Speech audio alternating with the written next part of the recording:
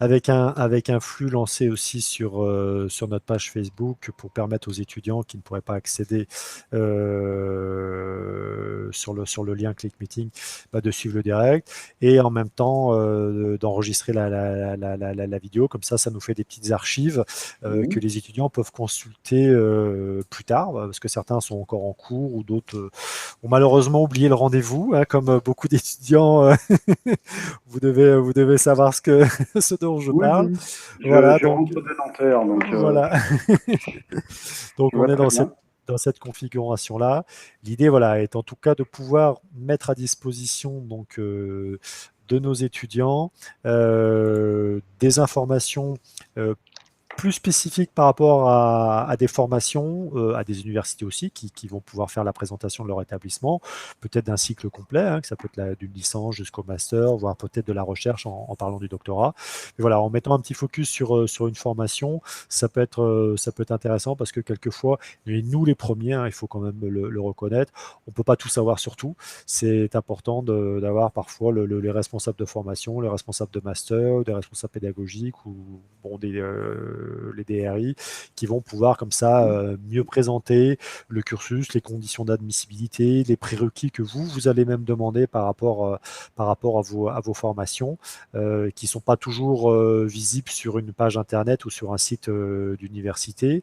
Et puis parfois aussi, faut bien l'avouer, on a la flemme d'aller chercher, fouiller dans toutes les pages, des coins et les recoins des pages, les informations qui sont importantes. Voilà, donc ainsi, voilà, 30 minutes ou 40 minutes dans le temps, c'est parfois plus court que d'aller chercher pendant 2 ou 3 heures sur un site internet. Voilà, donc c'était le but de cette intervention en vous laissant maintenant le soin de vous présenter et puis de nous parler de la sociologie au sens large, ou au sens peut-être plus précis pour ce qui vous concerne. Je vous laisse la parole. Donc, eh bien voilà, je m'appelle Pascal Vallet, je suis sociologue de l'art et de la culture, spécialisé actuellement sur des questions numériques. J'ai travaillé sur un outil de fouille dans des images en mouvement, quelque chose un peu particulier qui articule à la fois l'analyse statistique, le logiciel R et puis le film, le montage et le remontage. Alors, une licence est en cours de dépôt et on trouve peu de publications sur cette question-là, voilà, pour des raisons particulières de, de confidentialité, ce qui explique, si on cherche sur mon curriculum, quand on regarde, on ne trouve pas grand-chose sur moi. Voilà, quand on va sur, voilà. Donc, je suis professeur de sociologie à Nanterre depuis 2 ans. Donc, je connais l'université de Nanterre, mais il faut bien considérer que l'université de Nanterre, dans le fond, j'ai été recruté au moment à peu près, je l'ai connu l'année où a commencé le Covid, c'est-à-dire les confinements. Puis, en fait, j'ai vécu une deuxième année, donc confiné à peu près comme le monde entier. Ce qui fait que, dans le fond, je connais mon université, mais pas tant que ça. En fait, voilà. J'ai eu un certain nombre de collègues uniquement en visio, et j'en ai vu d'autres plus concrètement, puisque les cours ont repris en présentiel et que j'avais eu déjà des cours en présentiel. Alors, pour achever la présentation, je suis actuellement directeur du master de sociologie, enfin, responsable de la mention, ce qui veut dire que je coordonne les 3 parcours du master et responsable d'un de ces 3 parcours, le parcours conduite de projet culturel. Par ailleurs, je suis aussi directeur adjoint d'un des laboratoires de sociologie et de philosophie de Nanterre, le Sophiapol, voilà, dont la directrice est Judith Revel. Donc voici pour une rapide présentation. Alors, Nanterre, si je suis l'ordre du jour que vous m'avez donné, cher monsieur. Ah, c'est une proposition, vous êtes bien évidemment libre de l'achalander, de le modifier. Voilà, c'était. J'ai pas préparé, j'étais en cours toute la journée, j'étais encore toute la journée, puis en réunion, puis en cours, puis en réunion. Et je trouve que c'est tout à fait très tôt, hein, depuis très tôt ce matin, et dommage, encore toute une série de cours et de réunions. Et dans le fond, c'est le quotidien des universitaires. C'est-à-dire que, en fait, nous enchaînons des réunions recherche, des réunions d'organisation de l'université, des réunions d'organisation des enseignements, des réunions de préparation. En ce moment, nous préparons un voyage d'études avec les étudiants du master conduite de projets culturels. Donc, juste avant vous, j'étais en lien avec, par exemple, des responsables de la culture sur Nantes et la ville de Nantes pour essayer de commencer à dresser un planning et tout cela a commencé très tôt ce matin. Et je trouve que c'est caractéristique de l'ensemble des enseignants-chercheurs de l'université en général et de l'université de Nanterre, ce qui fait qu'en fait, j'ai préparé au dernier moment, comme il se doit, le webinaire d'aujourd'hui. Voilà. Donc, je pourrais répondre très volontiers à vos questions. Alors, comme je vous l'ai dit, je connais Nanterre, mais pas si bien que ça. Mais Nanterre est, je trouve, une belle université. C'est une université qui est agréable à vivre, déjà. Il y a un beau campus. Pour vous donner une idée, c'est un campus avec des jardins, des arbres, un complexe sportif, une jolie bibliothèque. On a même des moutons comme ça qui passent au milieu du campus. Tout cela dans l'ouest de Paris. Nanterre, pour aller vite, mais dans le fond, une rapide recherche sur Internet vous en dira plus. C'est de là que c'est l'université d'où part la contestation de 1968, de part en tout cas d'un des points d'où part la contestation de 1968. Donc c'est une université qui a une histoire aussi qui est une histoire politique, qui est une université plutôt de sciences humaines, hein, essentiellement de sciences humaines, ce qui n'est pas le cas de toutes les universités en France. J'étais dans une autre université précédemment, à Saint-Étienne, qui fait partie de l'Université de Lyon, et c'était une université pluridisciplinaire. On trouvait des médecins, on trouvait des physiciens, des mathématiciens, mais aussi des sciences humaines. Vous voyez, voilà. Donc toutes les universités françaises ne sont pas telles que Nanterre, orientées spécifiquement sur le droit, les sciences humaines et sociales, ou l'économie. Voilà, on a quand même cette dimension-là est qui, moi, je trouve, fait qu'il y a une belle unité dans l'université. Voilà. Alors qu'en fait, tout le monde peut-être, il ne faut pas être trop idéaliste non plus, mais tout le monde parvient à peu près à se comprendre, tout le monde parlant à peu près la même langue, on va dire. Voilà. En tout cas, ne parlons pas une langue trop étrangère. Donc, c'est une université agréable, une belle université, une université qui a une cinquantaine d'années à peu près, et qui a donc une histoire. Alors, on accède à Nanterre dans le département de sociologie. Dans les formations de sociologie, on peut accéder par la licence de sociologie ou la licence de sciences sociales, donc, qui font, avec des enseignants qui font partie du même département de sociologie et qui sont dans un UFR qu'on appelle l'UFR STSA et SSA. Au sein de la licence de sociologie, enfin, ce que propose la licence de sociologie est dans le fond assez généraliste et très intéressant pour ça. C'est une licence qui prépare en quelque sorte, qui peut préparer au concours aussi bien qu'à l'entrée en master, que concours différents types de concours qui peuvent demander comme ça d'avoir une formation en sciences humaines ou en sociologie un peu appuyée, qui vont du concours de travail social au concours de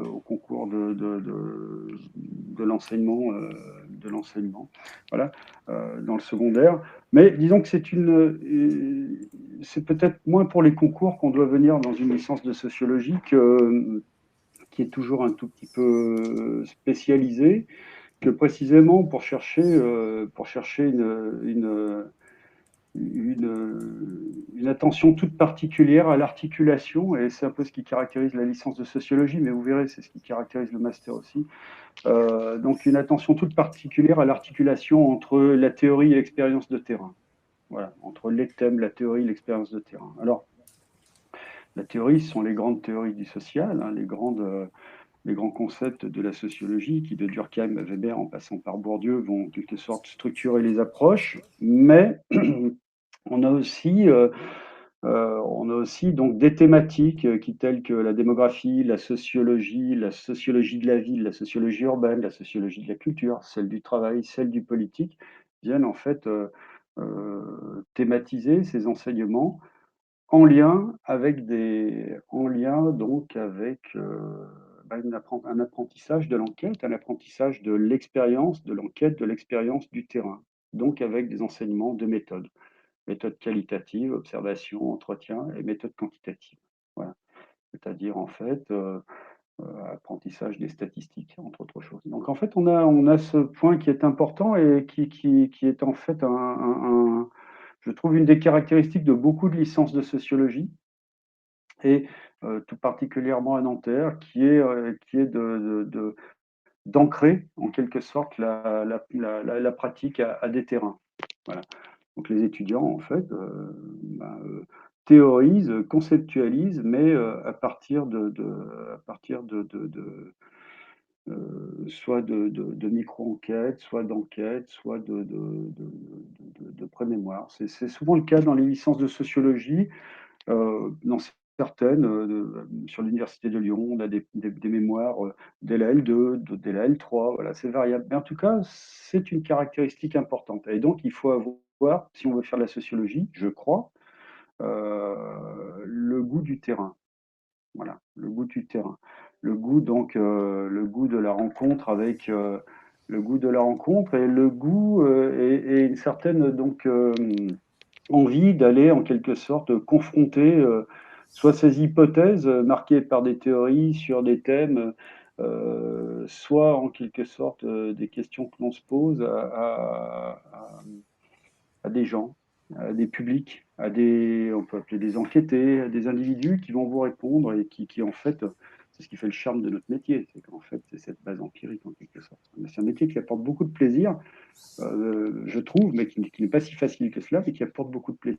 Ça apporte beaucoup de plaisir parce qu'on apprend beaucoup de choses sur les gens, très proche de l'ethnographie, très proche de l'anthropologie par certains aspects, mais c'est aussi un métier qui est difficile parce que dans le fond, il suppose une rigueur dans la collecte des données, une rigueur dans l'analyse, une rigueur dans l'expression et dans les comptes rendus, dans l'expression en quelque sorte de tout cela sous une forme écrite académique, ce qui est une exigence qui n'est pas à négliger, qui est même fondamental, mais c'est aussi un métier qui, lorsqu'il est bien fait, apporte son lot de contestation de la part des personnes qu'on est allé voir. C'est-à-dire qu'il est bien rare que les enquêtés soient tout à fait d'accord, je dis enquêtés, mais on pourrait dire autre chose, que les gens que nous interrogeons soient tout à fait d'accord avec ce que nous disions d'eux. Bref, voilà. C'est presque quelquefois la preuve de la réussite d'une enquête. Voilà. Donc, c'est un métier, et c'est un peu ça auquel se confrontent les étudiants de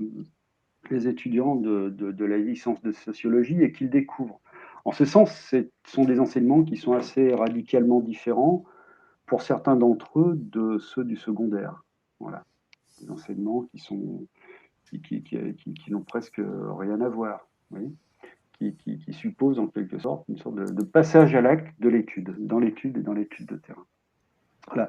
Alors, lorsqu'on dispose d'une licence de sociologie à Nanterre, mais lorsqu'on dispose aussi d'une licence de sciences sociales, toujours que l'on peut obtenir à Nanterre, il y a aussi des sciences politiques, et sans que soient exclus d'autres types de licences, mais qui doivent être toujours marquées quand même par, à un moment ou à un autre, par la présence et la validation d'unités d'enseignement de sociologie, de méthodes d'enquête ou de stats. Vous voyez, si vous avez une licence d'histoire, vous pouvez peut-être concourir et avoir des chances d'intégrer le master études et recherches en sociologie, par exemple, mais encore faut-il que vous ayez des notes suffisantes, puisque vous n'êtes pas dans la spécialité, que vous ayez marqué un goût dans votre un goût, que s'exprime un goût ou dans votre formation pour une approche sociologique que nous, à travers l'examen des dossiers, nous pouvons percevoir et identifier et auquel nous sommes particulièrement attentifs.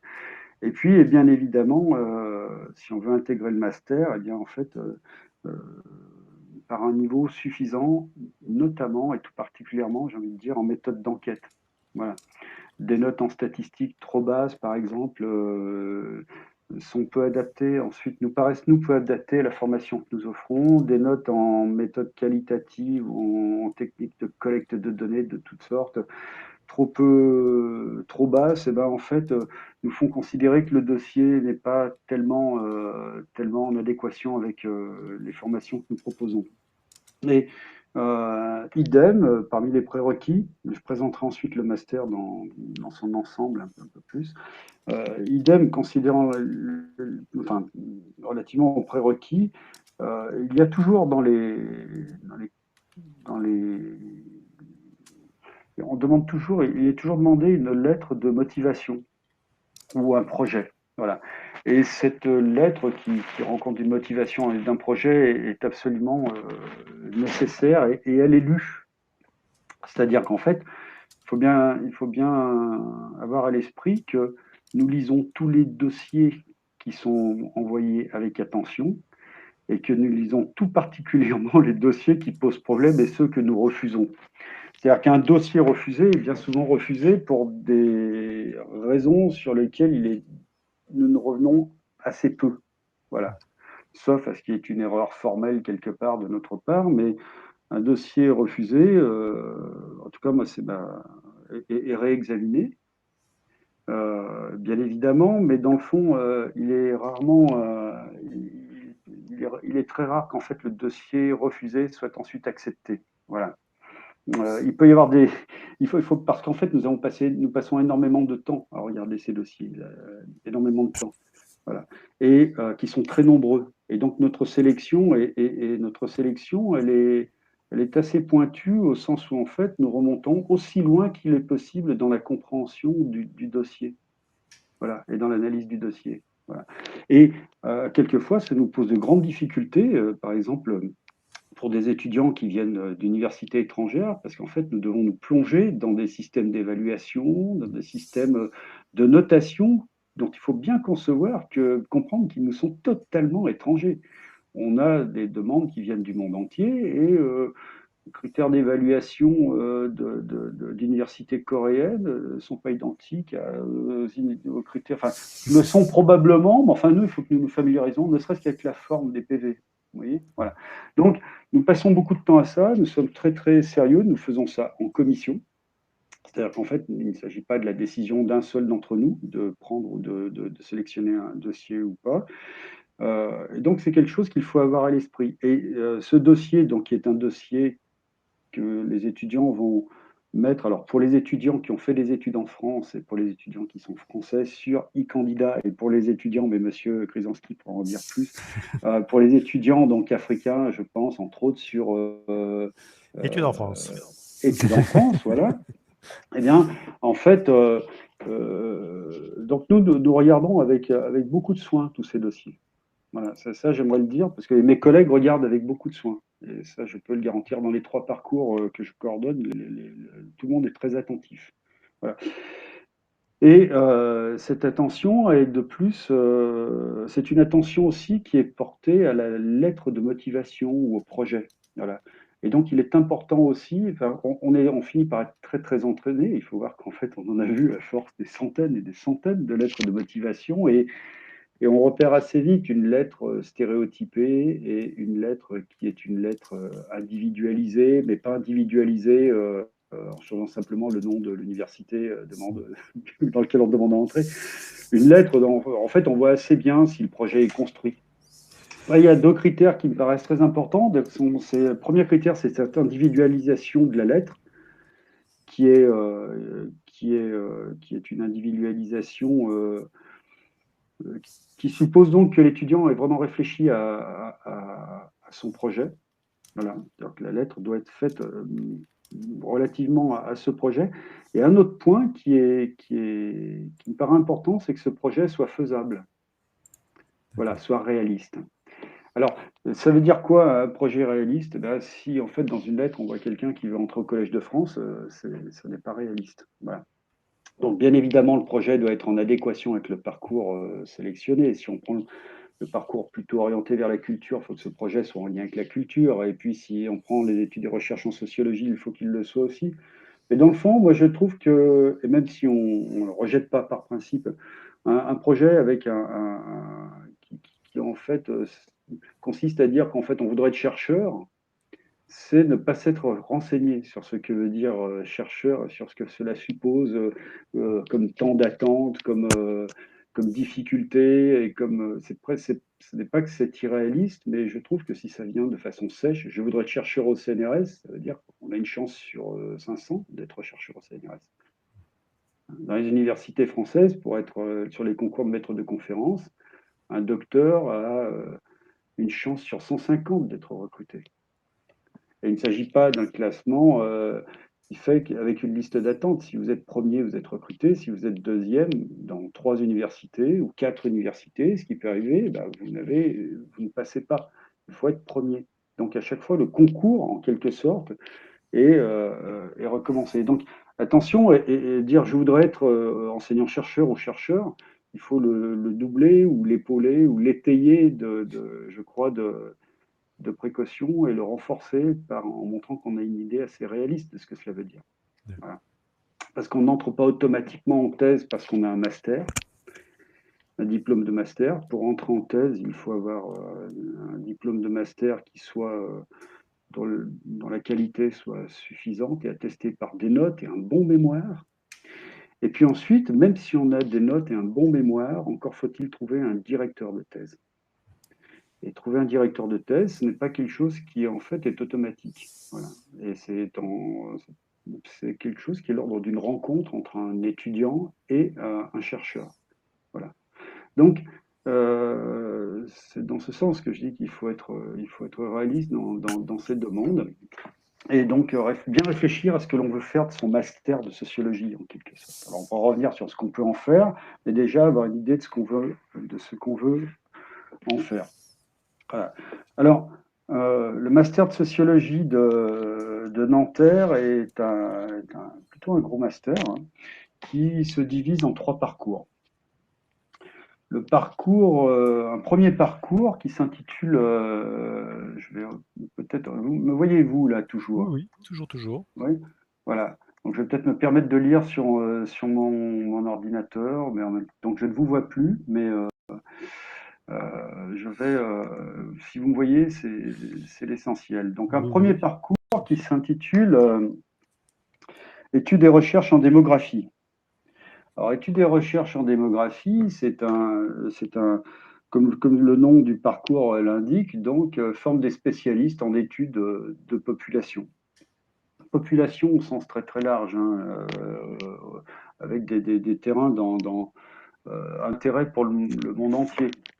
Alors, ce master, là, ce parcours de master forme des démographes professionnels qui, qui ont des compétences, et c'est une des caractéristiques de Nanterre, hein, techniques et théoriques qui sont variées, puisqu'elles sont en lien aussi avec, la formation de sociologie qui est dispensée à Nanterre. Donc ce parcours de master là, qui vient de passer en apprentissage, c'est-à-dire qu'en fait le passage en apprentissage euh, est très spécifique, puisqu'en fait c'est une formation, l'apprentissage, qui en fait suppose que l'étudiant soit en contrat dans une institution. Voilà, donc dans ce parcours de master, on a des étudiants qui sont en contrat dans une institution, qui côtoient d'autres étudiants qui, eux, feront des stages. Alors, ce master qui est très professionnalisant, tout en même temps en permettant de s'orienter vers la recherche, hein, forme essentiellement aux fonctions de chargé d'études. Voilà. Et cette chargée d'études dans le champ de la démographie et sur les questions de population locale, nationale, internationale. Alors, et dans des domaines qui peuvent être extrêmement variés, politique sociale, familiale, études urbaines et locales, études appliquées au champ d'intervention sociale. Donc je reprends là ce qui est écrit hein, sur le site sur la présentation du master. Et ce qui est, je crois, très important, c'est je reviens pour vous voir, je déteste parler comme ça, je suis désolé sans voir personne. Pas de souci. Voilà, c'est beaucoup plus agréable comme ça. Donc, ce qui est passionnant dans ce master études et recherches en démographie, dans le fond, c'est que on a à la fois donc cette orientation sur les populations, d'une part, et d'autre part, avec des thématiques variées. Et du point de vue des méthodes ou des outils, on a à la fois un focus sur des outils statistiques extrêmement pointus, extrêmement, j'ai envie de dire, raffinés et puissants, et d'une part, et d'autre part, et aussi, et c'est une des caractéristiques de Nanterre, à côté de ces enseignements statistiques, on a des enseignements en méthode qualitative, voilà, notamment en entretien. Donc on a comme ça une articulation entre des méthodes, ce qui est un peu la caractéristique de Nanterre. Bien souvent, les départements universitaires, licence, master, ou articles, revues, sont partitionnés entre méthodes qualitatives et méthodes quantitatives. On a des spécialistes des méthodes quantitatives, des statisticiens, des sociologues qui travaillent sur des logiciels extrêmement compliqués, complexes à manipuler, qui font des études très très raffinées. Puis de l'autre côté, on a des qualitativistes qui sont des spécialistes de l'entretien, d'ailleurs plus que l'observation bien souvent, et qui vont, eux, faire tirer des informations qui sont intéressantes, mais qui, dans le fond, se croisent rarement avec les deux formes de spécialité se croisent rarement. Bien, à Nanterre, les deux formes de spécialité se croisent et tout au long des études, depuis la licence jusqu'au master, on a une réflexion sur l'articulation entre les méthodes quantitatives et les méthodes qualitatives. Or, en fait, il est intéressant d'avoir cette articulation-là, de bien maîtriser ces deux types de méthodes, puisque dans le fond, c'est ce qui permet une professionnalisation en quelque sorte, en lien avec les exigences des institutions qui embauchent, hein. Voilà.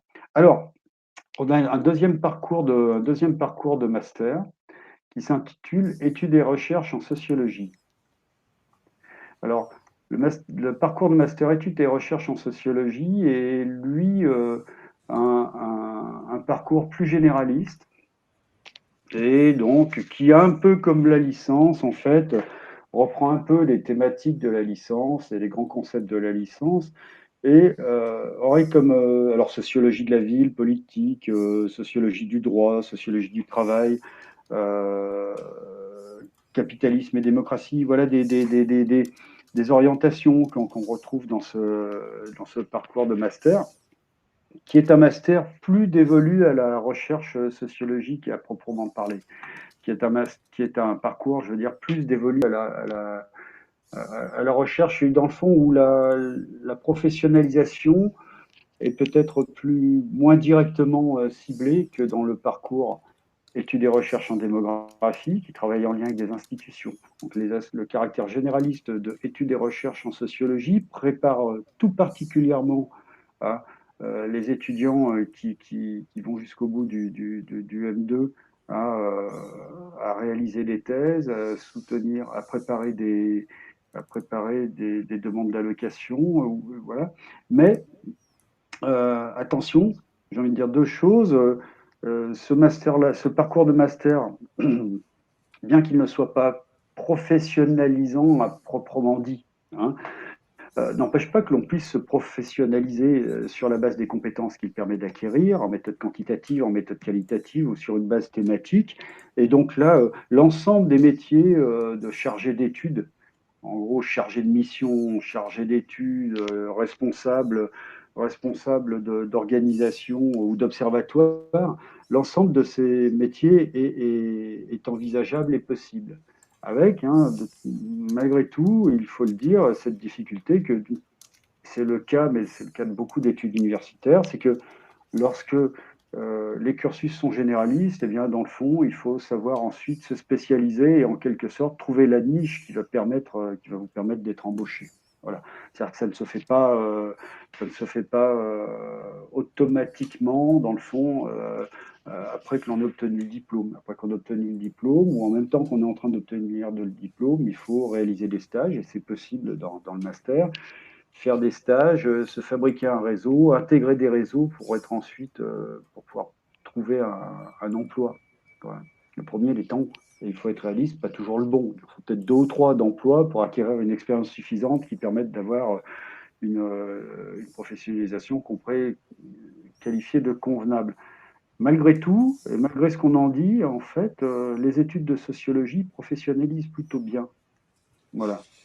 Professionnalisent plutôt bien et ça, c'est important. Et elles professionnalisent plutôt bien autour des métiers de l'enquête. Voilà. Enfin, il y a un troisième parcours de ce master qui s'intitule Conduite de projet culturel. Je vais l'ouvrir. Alors, je dirige celui-ci plus directement, en fait. Donc, conduite de projet culturel forme des étudiants à la conduite de projets culturels. Pour intégrer ce parcours de master, en fait, à la fois, il est nécessaire il y a énormément de demandes. Il y a énormément de candidats pour intégrer ce master. Et on a une quinzaine de places, en fait. Voilà.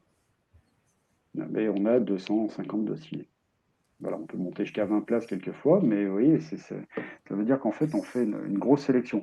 C'est à peu près la même chose pour les autres parcours. Le parcours ORD étant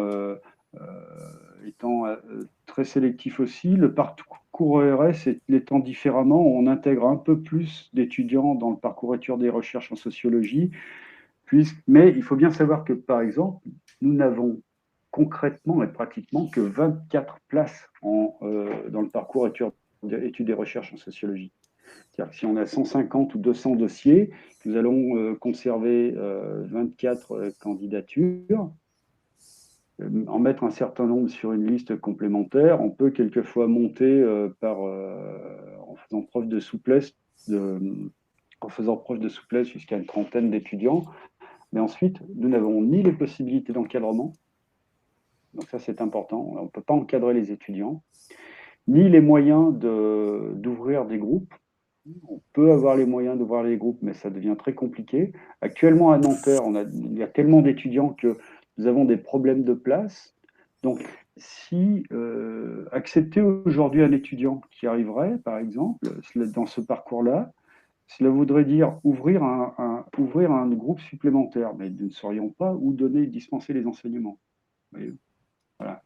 Donc nous sommes assez rigoureux même si nous avons une marge de manœuvre, nous sommes quand même aussi tenus par des points très concrets, très formels.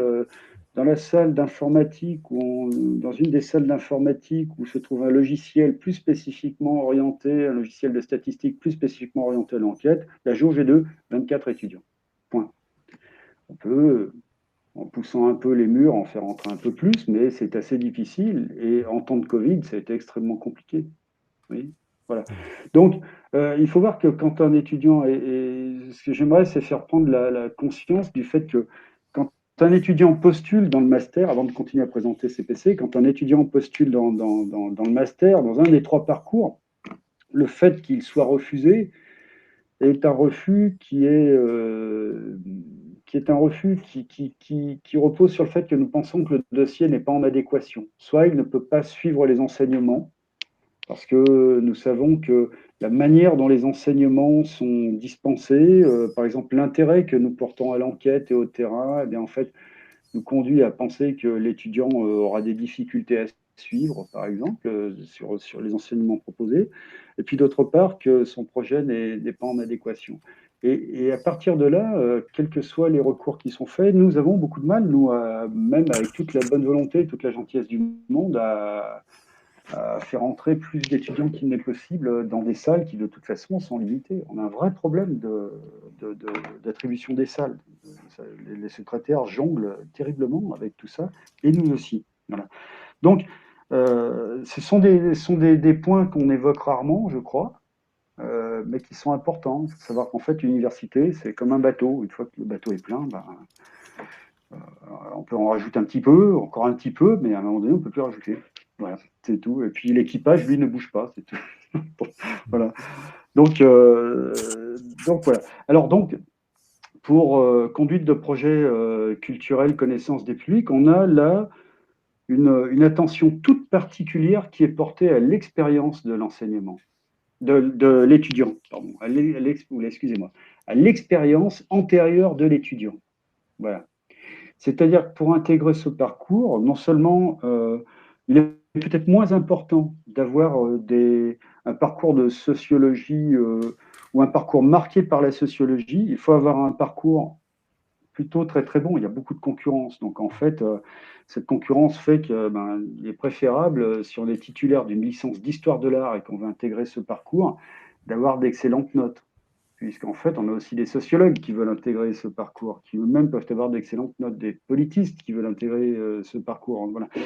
Et on a aussi des professionnels, de jeunes professionnels, qui ont des fois des expériences professionnelles très, très, très marquées et très, très, très abondantes, et qui concourent pour entrer, enfin qui se présentent pour être recrutés sur ce parcours. Et donc nous, on établit une sélection, là encore, en fonction du projet, de l'expérience et des notes. Mais le projet le projet et l'expérience prennent, dans les milieux culturels, prennent vraiment une importance toute particulière dans ce parcours de master. Ceci dit, une fois qu'on a intégré ce parcours de master, qui lui aussi, comme les autres, est passionnant, par exemple, en ce moment, on est en train de préparer un voyage à Nantes, et au deuxième semestre, les étudiants de M2 vont construire un festival. Enfin, ils ont déjà commencé à le construire. Voilà.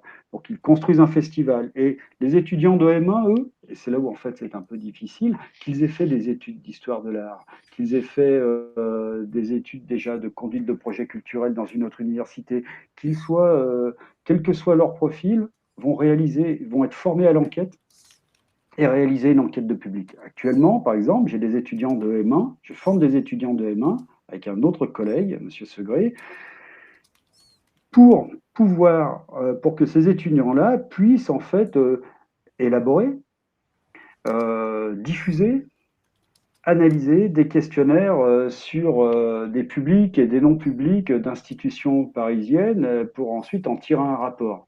Donc on a des étudiants qui n'ont jamais fait de statistiques, par exemple, pour certains, jamais fait de sociologie pour d'autres, et qui en fait tout à coup se doivent de rattraper en quelque sorte toutes ces années pendant lesquelles ils n'ont pas intégré toutes ces différents pendant lesquels ils n'ont pas intégré dans le fond la discipline. Alors on y arrive très bien, ça demande beaucoup de travail, ça leur demande beaucoup d'autonomie. Et donc là, on a un recrutement qui est aussi plutôt exigeant en fait, parce qu'on a là encore beaucoup de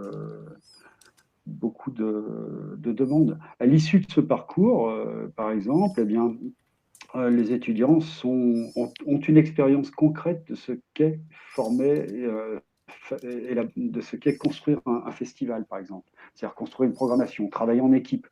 Ils rencontrent des professionnels, ils rencontrent aussi des sociologues, et en fait, c'est ce mixte-là qui, en quelque sorte, leur permet de se professionnaliser plutôt très bien à l'issue de ce parcours. Mais on a aussi, et pour les trois parcours de master, on a toujours la possibilité de réaliser une thèse. Voilà.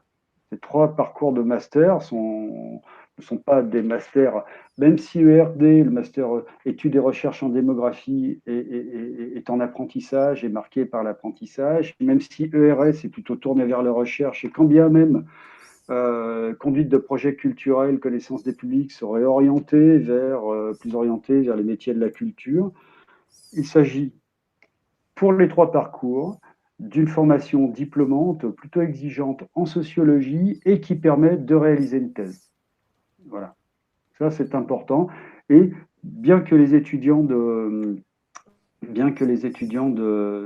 conduite de projets culturels, par exemple, puissent remplacer en quelque sorte les mémoires de recherche par des stages.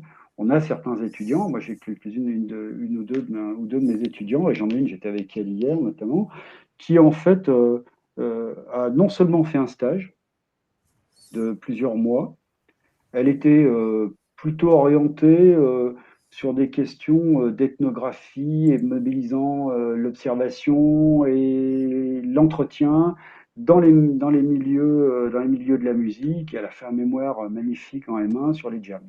Voilà. Mais c'est sur l'improvisation. Mais en fait, cette étudiante a prolongé ce mémoire-là, est entrée en M2 avec une très très bonne note. Ça vous donne un exemple. Elle a prolongé son travail sur le mémoire de M1 qu'elle avait fait. Elle a, elle a trouvé un stage long qui était un stage euh, qui consistait à collecter des données sur les festivals dans le cadre d'une enquête menée avec le ministère de la Culture par un des collègues et donc qui a été dans une structure. Et dans cette structure-là, en stage, donc, elle a passé plusieurs mois à collecter des données, un tableau Excel, et puis aller chercher, mettre en ordre, lisser des données quantitatives. Ça a tellement bien marché qu'elle a été embauchée, avant même d'avoir son mémoire de master, que elle a eu une très bonne note, bien évidemment, mais figurez-vous que comme elle est intéressée par la recherche, elle a préféré ne pas valider le M2, rester dans le master, tout en étant embauchée à côté. Et donc là, actuellement, je la suis en mémoire pour qu'elle fasse le meilleur mémoire possible avec une enseignante de Paris 1, Marie Buscato, qui est une spécialiste des questions de genre en sociologie de la musique. Et donc, vous voyez, je trouve que c'est voilà, c'est extrêmement intéressant parce on a comme ça une sorte d'enchevêtrement. Et dans le fond, dans les trois parcours, et c'est peut-être plus vrai dans les deux parcours les plus professionnalisants, on voit qu'en fait, les études se confondent avec la professionnalisation. En fait, on travaille à sa professionnalisation dès qu'on intègre le master. Voilà, on n'est plus à l'école, on n'est pas, ce ne sont pas des élèves, ce sont des étudiants, et ces étudiants-là, en fait, d'où l'importance du projet, voilà, au moment où on va établir une sélection. Voilà. Alors, qu'est-ce qui rassemble les trois masters, dans le fond? Eh bien, et je vais finir par là, peut-être ensuite je vous laisserai me poser des questions. Ce qui rassemble les trois masters sont articulés par des enseignements de méthode. Voilà. Dans les trois masters, en fait, pour les trois masters, pour les trois parcours, on dit master, mais pour les trois parcours de master, il y a un tronc commun, et ce tronc commun eh bien, se fait autour des questions de méthode, méthode qualitative, méthode quantitative. Voilà, enseignement des statistiques, enseignement de l'entretien, enseignement de l'observation, possibilité aussi de faire de la sociologie visuelle, c'est-à-dire là où au deuxième semestre, les étudiants de M1 vont faire des films vont interroger des collègues pour leur poser des questions sur le métier de sociologue, et puis on mettra tout ça en ligne, on fera le montage avec l'outil que j'ai un peu inventé, là on va travailler tout ça, on fera un montage qui permettra d'explorer en quelque sorte les différentes facettes du métier de sociologue à travers ce qu'en disent les collègues, et ça ce sont les étudiants de M1 qui vont le faire, voilà. Et donc là on est dans un travail de collecte de données et en même temps d'analyse, et puisque toute mise en visibilité suppose donc une analyse. Voilà donc tracé à grands traits l'architecture du master du master de sociologie de Nanterre. J'ai pas d'autres idées, je ne sais pas quoi vous dire d'autre, je peux en parler pendant des heures si vous voulez, mais voilà.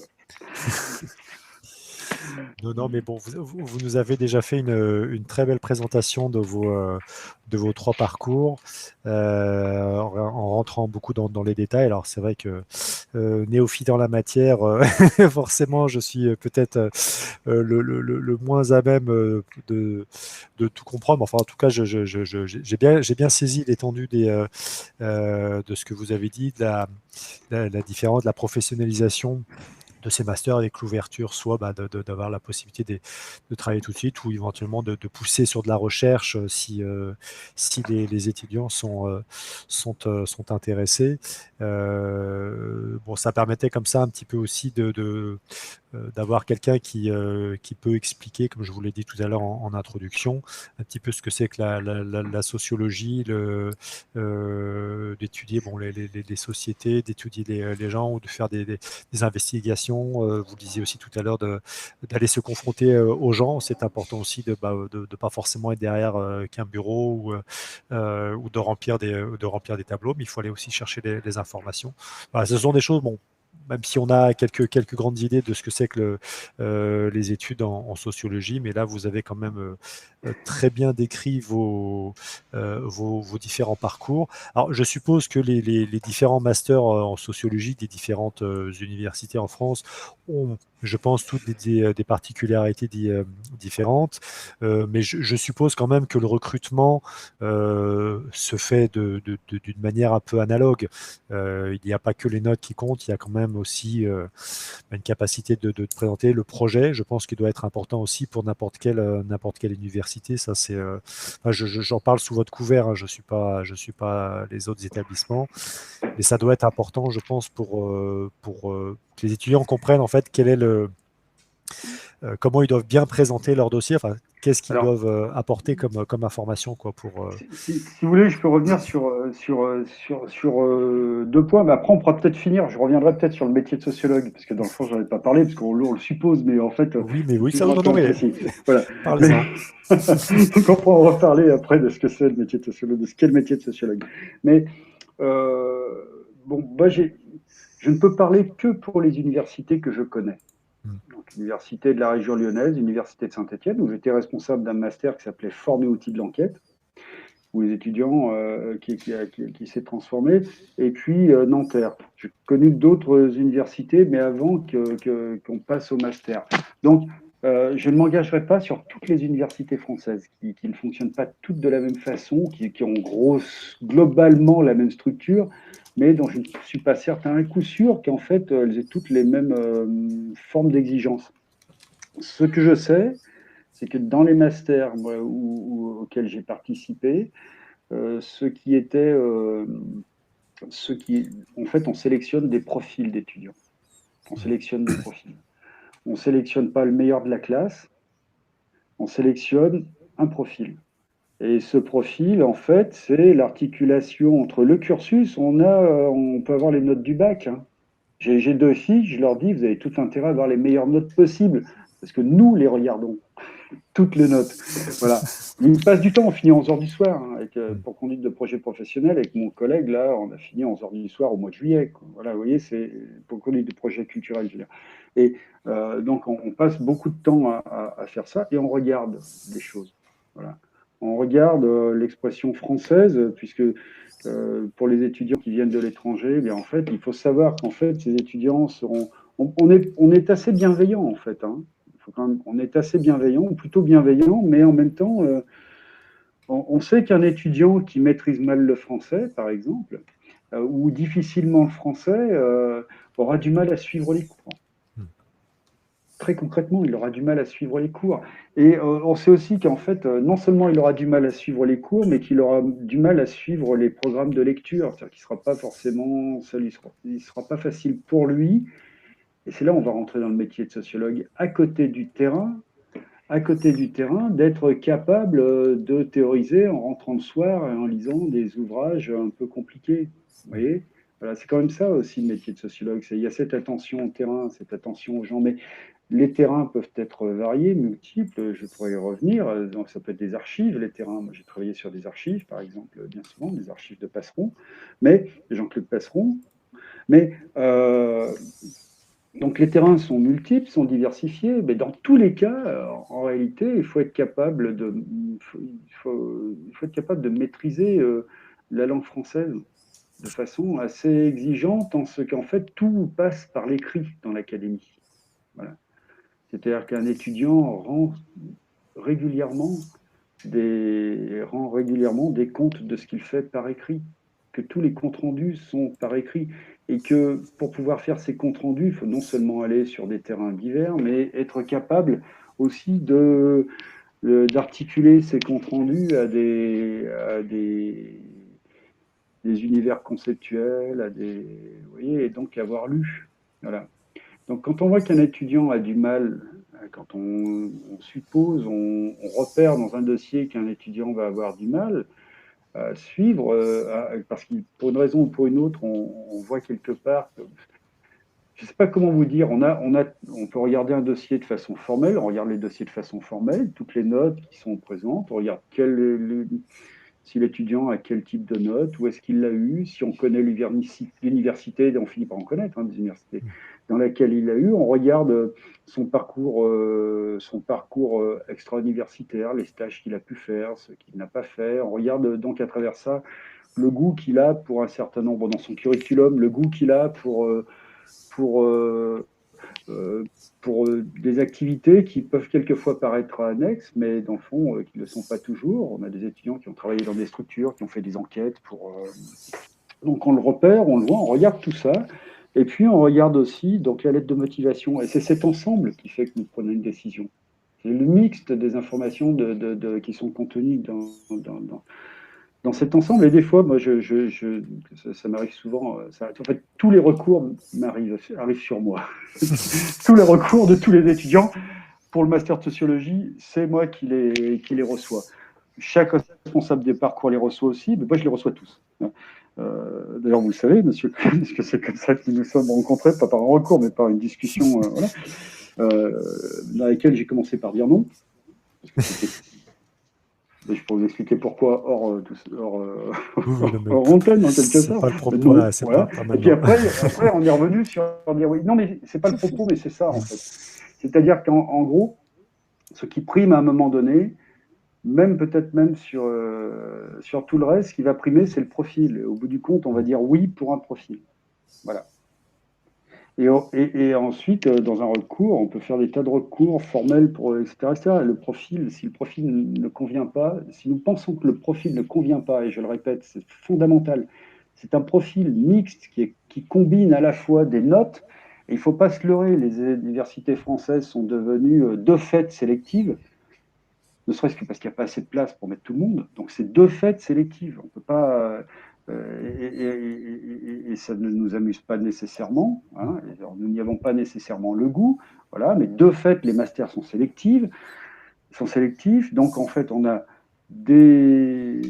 ces notes-là, ce parcours scolaire qu'on examine, on a le curriculum qu'on regarde avec attention et soin, et la lettre. Et c'est ce profil-là qui permet de recruter. Et donc, j'ai envie de dire, j'ai envie de dire autre chose aussi. Il faut vraiment aller dans un master, intégrer un master parce qu'on a envie d'y aller. C'est la condition de la réussite. Voilà. C'est la condition de l'élaboration d'un bon dossier. Alors, il peut y avoir plusieurs masters dans lesquels on a envie d'aller, hein, mais en fait, ça c'est fondamental, c'est un choix. Et c'est un choix, mais qui est un choix qui doit être dicté aussi par un goût. Par un goût pour. Si vous avez fait des études de sociologie, les uns et les autres, peut-être mieux que M. Krivansky, vous savez ce qu'est la sociologie. Voilà. La dame que j'aperçois qui fait comme Qui en a ceci. fait un petit peu, oui, effectivement. Voilà, un peu en faire. Et donc, cette dame-là, si elle en a fait un peu, manifestement, voilà. Et donc, c'est ce goût qui, en fait, dicte aussi le choix et conditionne aussi beaucoup la réussite et permet de supporter, des fois, des cadences de travail qui sont pas faciles. Parce que c'est pas facile. Effectivement. Surtout pour les recherches, pour la collecte des données aussi. Il faut être très patient. Il faut être patient, il faut être méticuleux, il faut être précis, il faut être opiniâtre, c'est-à-dire que en fait les données elles se donnent pas, contrairement à ce qu'on croit. Il faut vraiment aller les chercher. Qu'aller les chercher, ça prend du temps et que quelquefois ça ne fonctionne pas et qu'en fait on doit recommencer, reproblématiser, changer, trouver une solution parce que le temps passe.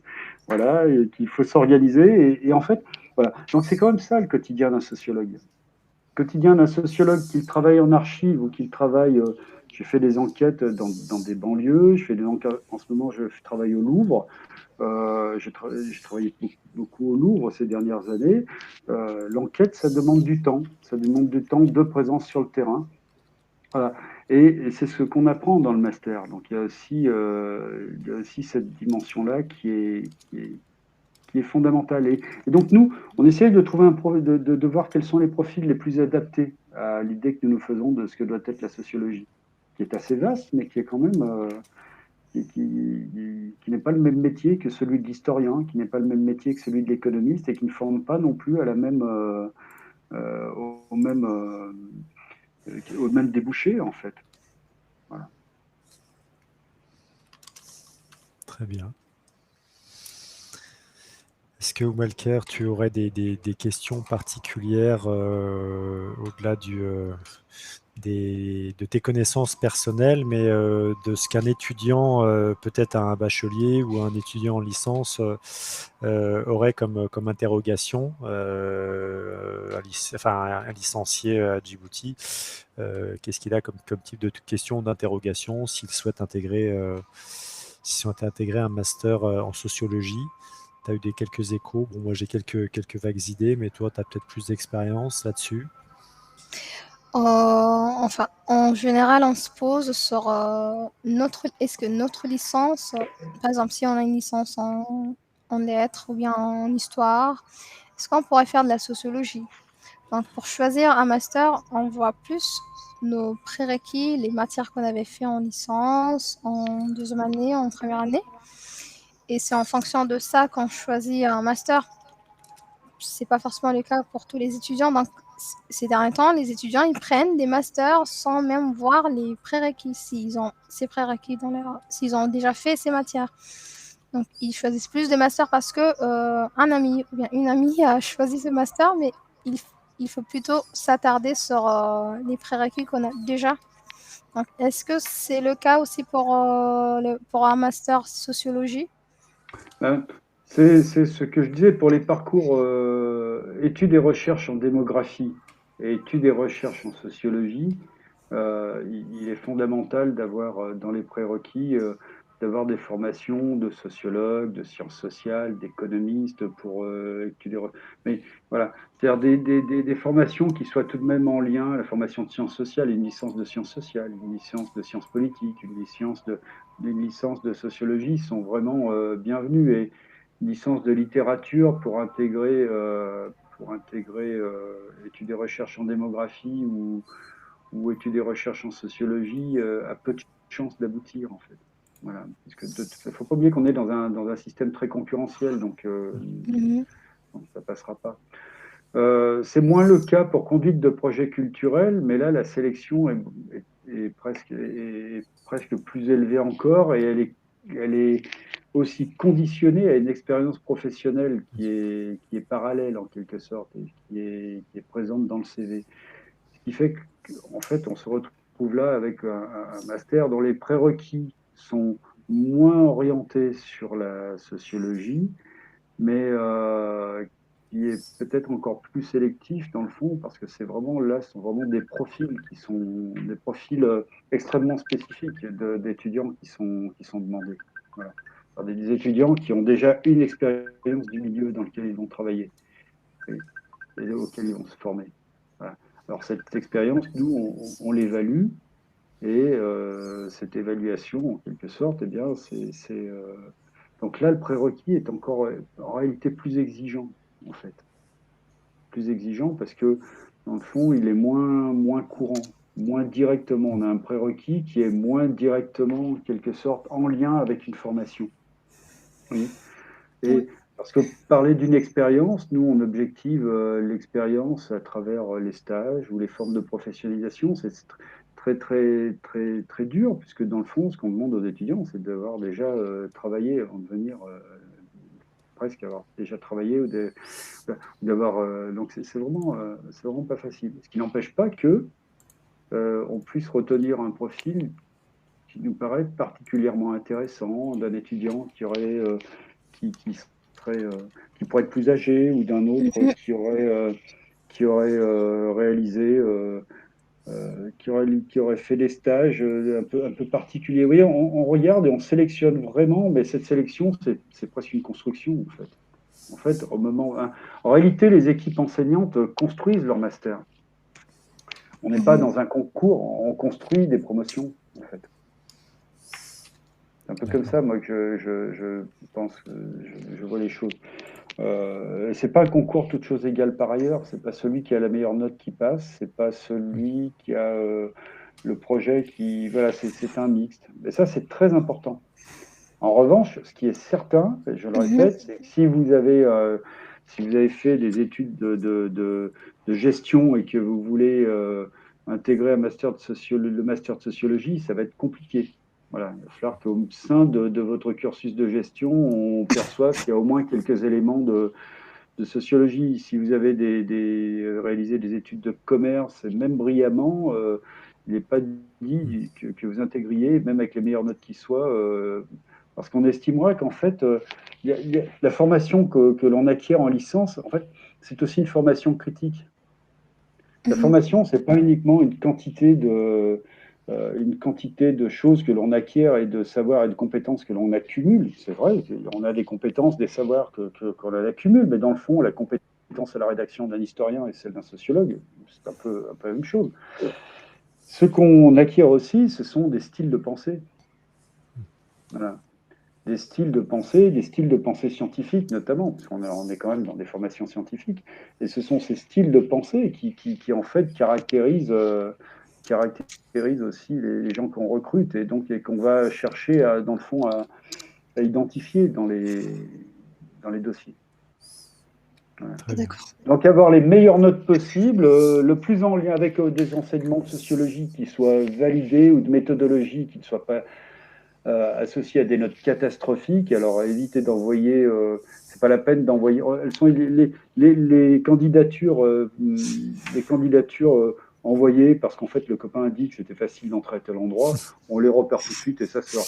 Les candidatures mais c'est immédiat. Je veux dire, on est tellement habitués. Les candidatures, tous tellement habitués. Tous les universitaires français ont on le dit, monsieur Valère, rassurez-vous, on l'explique, c'est pas la peine juste de faire du copier-coller. En face, il y a des experts.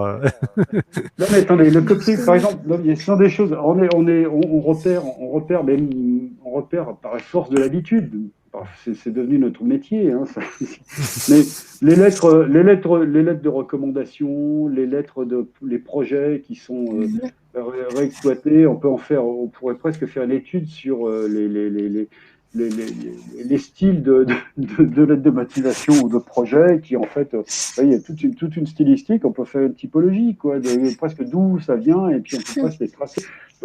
Voilà, ceux qui sont répétitifs, on a quelquefois des étudiants qui se trompent et qui renvoient la même lettre de projet, mais on le voit, puis quelquefois ils oublient même d'enlever le nom de l'université ou du master précédent, donc c'est catastrophique de ce point de vue. Donc, soyez un minimum attentif, il faut que les étudiants soient un minimum attentifs, parce que pour le coup, on voit tout. Et il faut bien savoir qu'un copier-coller, ensuite, alors surtout, je ne sais pas, mais il faut le dire de partout, et je le répète dès que je peux, dans les lycées, pas dans les collèges, mais dans les lycées où je vais. En France, mais je vais volontiers, moi, dans les lycées à Djibouti, si c'était plus près et plus facile pour moi, mais pour présenter le métier de sociologue, je le fais en France, donc pourquoi je ne le ferais pas ailleurs dans le monde? Mais le copier-coller, c'est une exclusion. Quand on rend parce qu'on est coincé, quand on rend parce qu'on a quelquefois des difficultés à travailler ou à comprendre des textes, quand on fait un copier-coller, c'est un motif d'exclusion du master. D'accord. Oui, c'est pas zéro. C'est une exclusion. C'est à la clé une interdiction donc c'est le passage devant une commission disciplinaire. Et ensuite, à la clé, il y a le risque de ne plus pouvoir s'inscrire dans aucun autre diplôme. C'est-à-dire qu'en fait, ça vous suit. Voilà. Donc, c'est très, très, très, très important. Je le dis parce qu'en fait, avec Internet, on envoie beaucoup de copier-coller et que donc, on fait systématiquement, régulièrement, comme ça, on prévient, on le dit. Et donc, si vous allez dans les lycées, M. Kruzanski, répétez-le. C'est vraiment quelque chose il faut le dire. Hein, on le dit avec ma collègue quand on voit les étudiants en atelier, en conférence. Je sous-signais entre crochets, voilà, parce que c'est carrément, ils copient l'exemple d'Internet. Je comprends qu'effectivement on puisse s'inspirer quelquefois, on ne sait pas trop par quoi commencer, mais c'est vrai qu'on leur dit toujours, votre dossier, c'est comme un gâteau quand vous êtes dans une pâtisserie, quoi. Il faut qu'il soit personnalisé, il faut qu'il vous représente pour pour qu'il donne envie d'être acheté et d'être consommé. Donc votre dossier, c'est pareil. Si vous faites comme tout le monde, vous sortez pas du lot. Donc la différence, la personnalisation, le caractère la cohérence. intime, la cohérence, tout à fait. cohérence du parcours, du projet pédagogique, du projet professionnel. Voilà, même s'il peut y avoir des erreurs, mais c'est pas pour autant que c'est comme vous le disiez, un motif d'exclusion. Non, bien de quoi. Il peut y avoir, quelqu'un peut se planter, peut redoubler, mais c'est pas pour autant que c'est quelque chose de négatif. Au contraire, si c'est justifié, si c'est expliqué, voilà, il faut qu'il y ait une cohérence dans son dossier. On a beaucoup j'insiste sur le fait que, bon, d'excellentes notes sont nécessaires, puisqu'en fait, on est dans un système qui est devenu très compétitif. Ça, j'en suis désolé, mais c'est absolument nécessaire. Et en tout cas, c'est utile, très utile. Voilà. Mais que malgré tout, et malgré cela, nous sélectionnons des profils d'étudiants. Et ça, c'est ce qu'il faut retenir. C'est-à-dire qu'il faut une cohérence et qu'en fait, nous sommes plutôt bienveillants. Mais avec ces contraintes de jauge, de personnel. Donner des cours à 20 étudiants, c'est pas la même chose. C'est possible, et c'est très différent que d'encadrer 40 étudiants. Voilà. Or, on déclenche l'ouverture d'un groupe à partir de 45 étudiants. Voilà.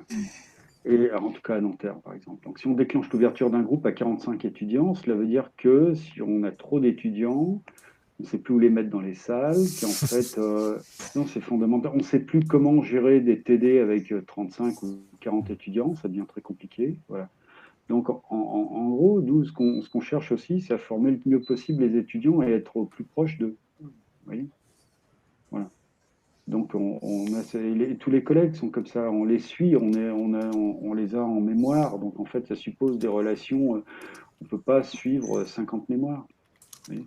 Donc en fait, c'est pas uniquement un rejet des étudiants, c'est pas ça, c'est qu'en fait, ce sont des conditions pratiques de l'université qui font que nous ne sommes pas suffisamment nombreux à pouvoir encadrer, et encore moins à pouvoir encadrer des thèses. Il faut être professeur pour encadrer une thèse ou avoir ce qu'on appelle une habilitation à diriger des recherches. Et là, c'est HDR, donc ça rend, ça réduit encore les possibilités d'encadrement. Et donc, voilà, donc il ne faut pas hésiter à postuler. Je vais vous dire, il ne faut pas hésiter à postuler, sinon je ne serai pas avec vous là, monsieur. C'est ça, voilà.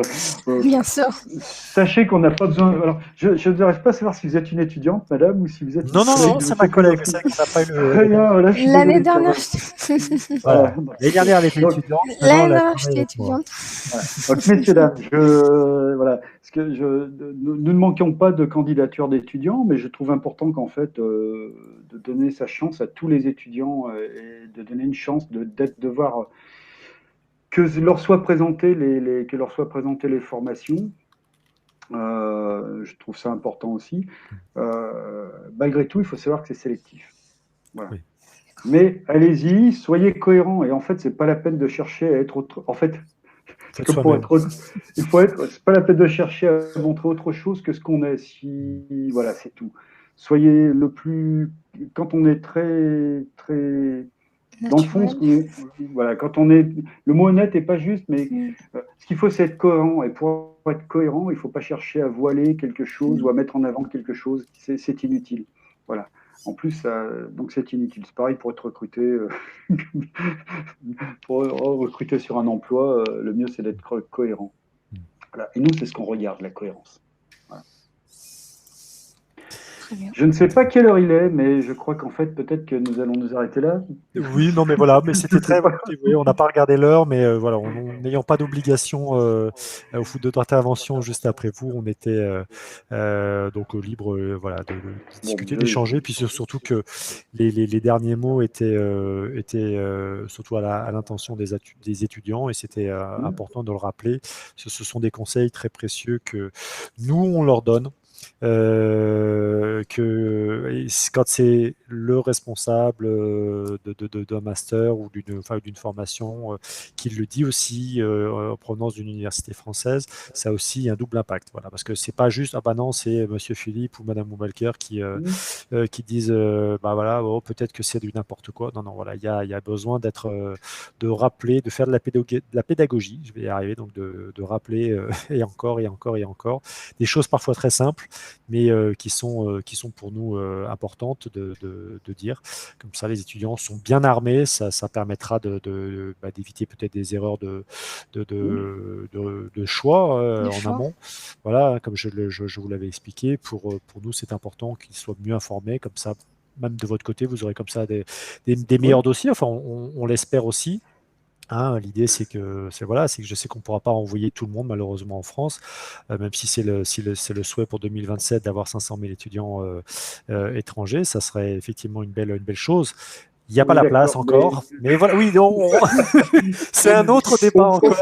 Non, moi, j'adore, en fait, plus il y a d'étudiants, plus je suis heureux, mais je suis levé depuis 5 heures du matin, là. Donc la journée est longue. Bien sûr, et je ne suis pas encore. Voilà, et demain, ça recommence.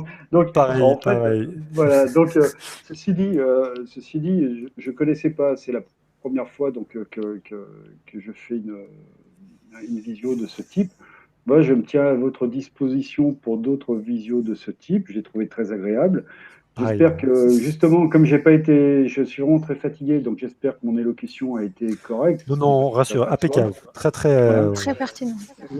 Et une chose, alors, je connais absolument pas Djibouti. Il faut voir, pour moi, je ne sais pas du tout comment c'est. Vous voyez, j'ai des trucs très anciens dans la tête, des histoires de pirates, des choses comme ça. À part ça, vous voyez, donc je ne connais pas.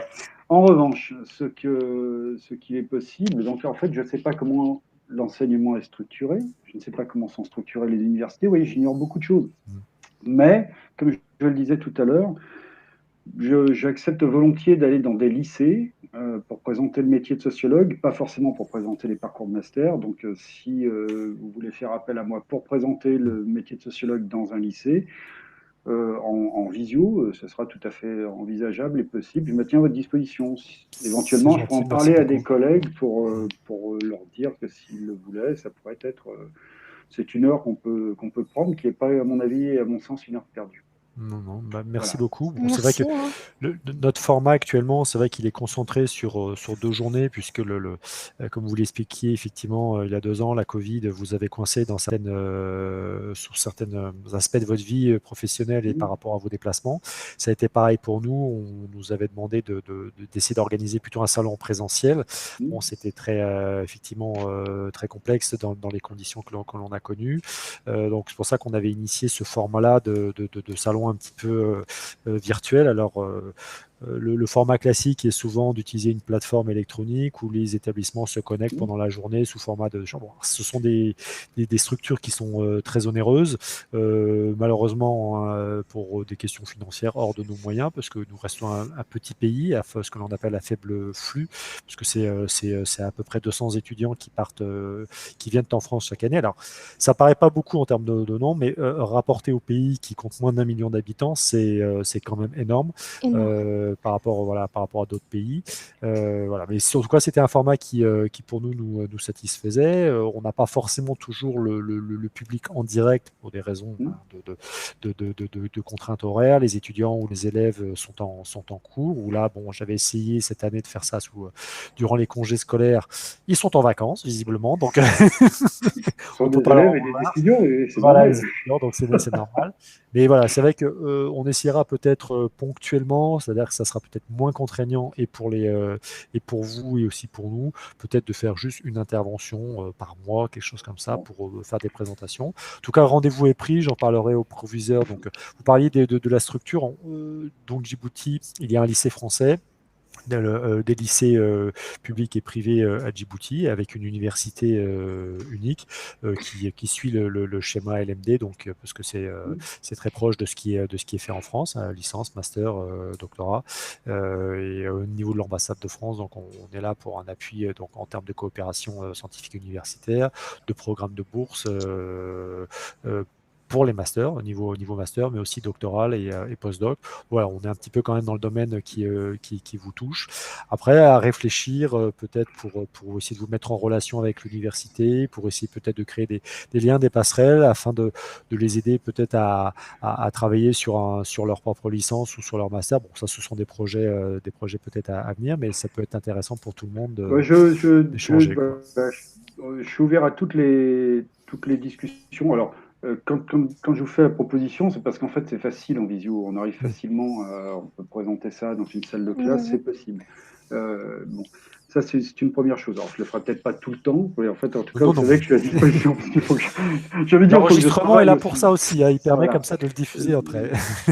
Mais par exemple, en ce moment, on a commencé à discuter pour une codiplomation avec des masters d'Amérique du Sud. Mm. Voilà. Donc, vous voyez, voilà. Donc, on a, par C'est exemple, l'idée. le parcours ERD, Écriture des recherches en démographie, est plutôt professionnalisant. Enfin, est un parcours qui est orienté apprentissage, qui offre ça, ce qui est intéressant et passionnant. Vous voyez, d'avoir un parcours de master qui soit donc en fait articulé à cette question de l'apprentissage et donc à des institutions avec des contrats de travail, etc. On a le parcours CPC qui lui est professionnalisant à sa manière en ce qu'il donne une expérience concrète. Et donc c'est intéressant en conduite de projet culturel. Donc les étudiants sortent de conduite de projet culturel avec une expérience concrète, tangible, élaborée grâce au concours de professionnels des professions culturelles. Et puis le parcours ERS, qui lui est plutôt orienté recherche en sociologie, pour l'instant pourrait être on a amorcé comme ça des discussions sur une codiplomation, ce qui est intéressant parce que là, pour le coup, c'est une ouverture internationale. Donc, vous voyez, on a 3 parcours qui sont divers, très riches, et avec vraiment des enseignants qui sont vraiment très engagés. Hein. C'est-à-dire qu'en fait, si vous me voyez là sans qu'ils soient là, c'est qu'ils sont engagés ailleurs pour l'instant. Avec des enseignants qui sont très engagés et qui ont beaucoup d'idées, en fait, aussi. Voilà. Et donc, voilà. Donc, oui, on peut discuter. En tout cas, déjà, dans un premier temps, si vous voulez me solliciter, c'est possible, je le ferai très volontiers, C'est soit gentil. pour des étudiants, soit pour des lycéens. Ça fait partie de ce que je considère comme mes tâches. Voilà. Ben écoutez, nous vous en remercions grandement. En tout cas, ça a été un plaisir de pouvoir échanger avec vous et donc d'en apprendre un petit peu plus sur votre profession et puis surtout la formation les formations que vous défendez. Bon, cette vidéo donc restera dans nos archives, donc ça permettra quand même aux étudiants d'avoir ceux qui ont la curiosité et qui veulent quand même rechercher des informations et pas d'avoir déjà beaucoup de choses. Et puis rendez-vous est pris pour essayer peut-être ultérieurement, alors peut-être pas dans les médias parce que je pense qu'il y a déjà cette vidéo là qui est intéressante, mais bon à réfléchir peut-être pour plus tard. En tout cas, on travaillera nous de notre côté avec l'université pour voir s'il y a quelque chose qui pourrait être initié. Et puis on croise les doigts que dans quelques mois, on essaiera de faire quelque chose en présentiel. Et voilà, on essaiera d'inviter quelques-uns de nos partenaires pour faire une petite visite du pays. Alors en termes de surface aussi, c'est grand comme la Bretagne, hein, Djibouti, 23 000 km². Donc vous imaginez, c'est tout petit finalement, sur la corne de l'Afrique. Voilà, il y a un camarade écrivain djiboutien, il disait c'est le petit confetti de la corne de l'Afrique. Voilà, il aimait voilà, le petit confetti. Voilà. Et puis j'ai des collègues de campus qui m'appellent le petit confetti. Voilà, c'est le surnom qu'ils m'ont donné. Mais voilà, on essaie quand Non, même voilà. d'être là et on Ce est qui est fiers de vous. intéressant, c'est que même si, en fait, même si vous avez tout un groupe d'étudiants en présentiel, en fait, vous pouvez avoir un interlocuteur éloigné en distanciel. Et dans le fond, voilà, on commence à être un peu rodé à ça et ça rend les choses faciles. C'est extraordinaire de pouvoir parler avec vous. Oui. J'aurais aimé voir des Oui, oui. étudiants d'ailleurs, mais c'est extraordinaire de parler avec vous. Voilà. Oui, bon, on essaiera de faire, peut-être de proposer un autre format. Enfin voilà, on réfléchit, on a plein d'idées en tête. Voilà, après, nous sommes deux. Alors ça peut paraître beaucoup, mais en même temps, on a plein de trucs en tête. Donc c'est très vite, on est très vite surchargé. Rassurez-vous, c'est comme vous, on a des journées très longues. Je n'en doute Voilà, pas. voilà. Donc, mais on le fait avec grand plaisir. C'est surtout ça qui nous motive. Donc on peut continuer comme ça. Très bien. Voilà, Malkier, un dernier mot. Ben, grand merci. Merci à Voilà. vous. Merci à vous. Et bah, écoutez, rendez-vous pris pour une prochaine fois en tout cas. Et à très bientôt. Et À très bonne bientôt. continuation à vos élèves aussi. Voilà, tout ce que je peux dire. Merci beaucoup. Merci, Au à revoir. Bonne bientôt et soirée. au revoir. Bonne soirée, au revoir.